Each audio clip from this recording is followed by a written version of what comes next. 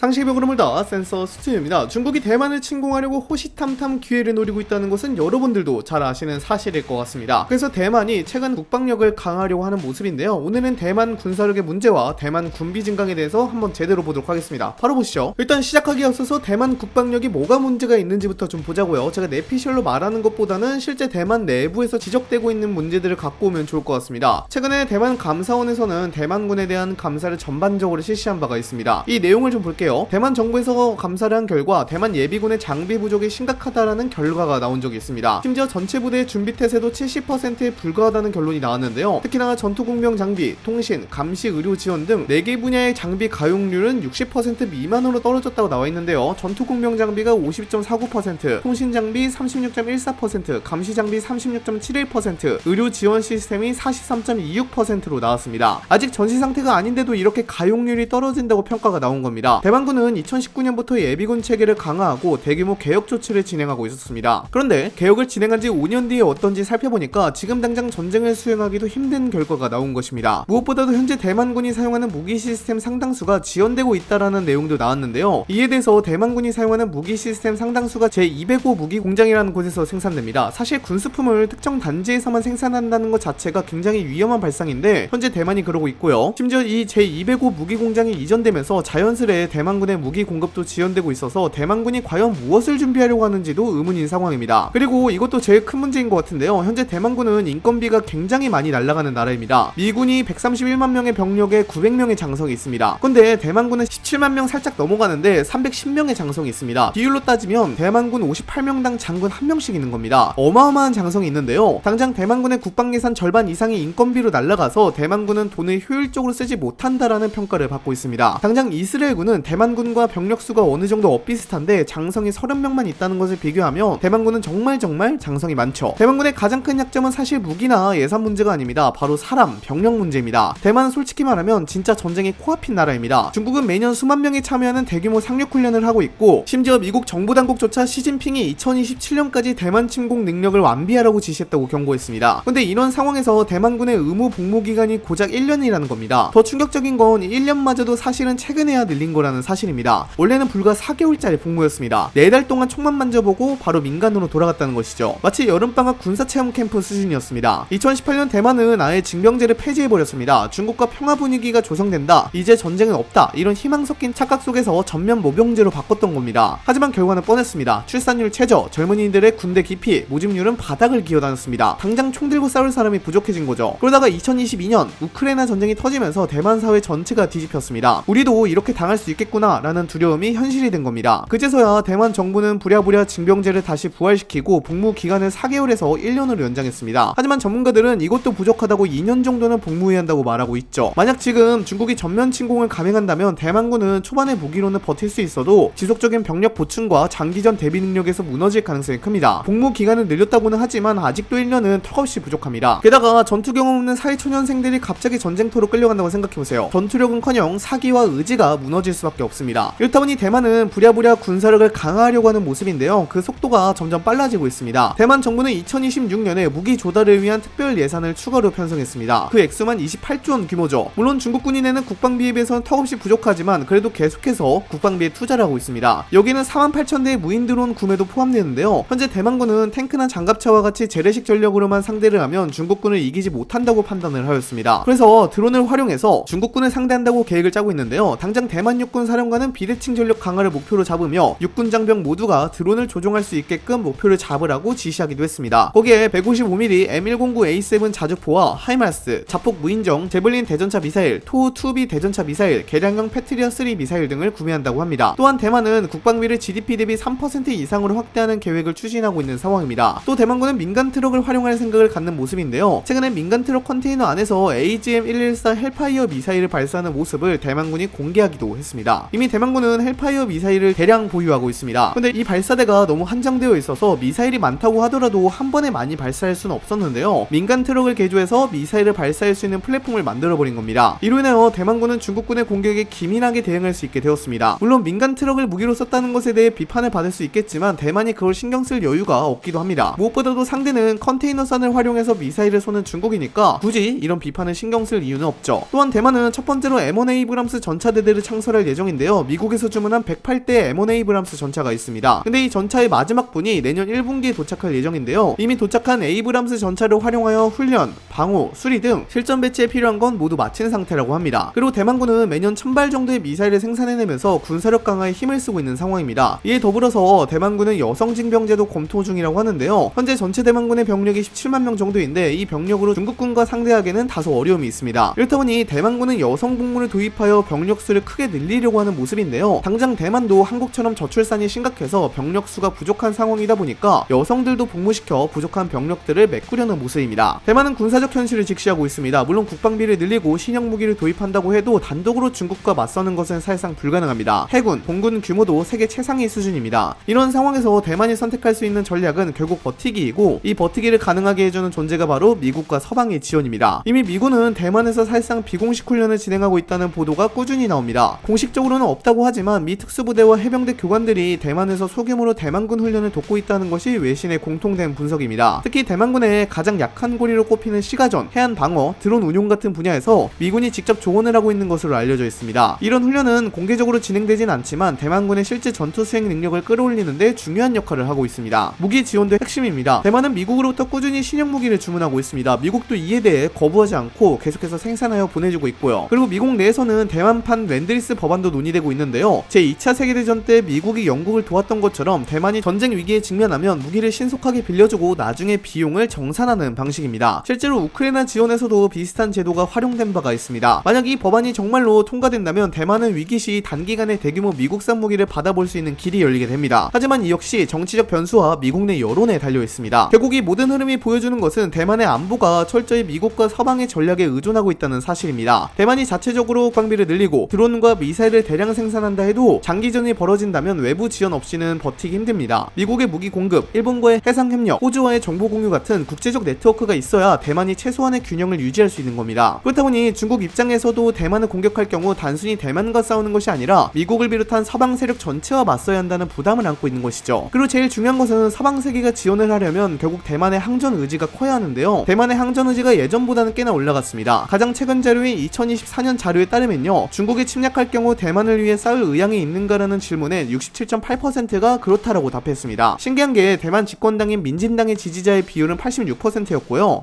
야당인 국민당과 민중당 지지자는 싸울 것이라는 응답이 36%, 39%에 그쳤습니다. 그래도 이전에 비해서 중국과 싸우겠다라는 답변이 많아진 것이긴 합니다. 물론 이게 실제로 전쟁이 벌어지면 어떻게 될지 모르겠지만요. 따라서 대만의 미래는 단순히 군사장비의 수량 확보가 아니라 사회 전체가 전쟁 가능성에 대비하는 과적 각오에 달려있다고 볼 수 있습니다. 병력 구조 개혁, 군사훈련의 실질화, 민방위 체계 강화 같은 부분이 뒷받침되지 않으면 아무리 무기를 들여와도 효과는 제한적일 수밖에 없습니다. 결국 대만이 선택해야 할 길은 외부 지원과 내부 결속을 둘 다 챙겨야죠. 여러분들은 현재 대만군의 상황에 대해서 어떻게 생각하시나요? 댓글로도 알려주시기 바랍니다. 이상 영상 마치도록 하겠습니다. 감사합니다.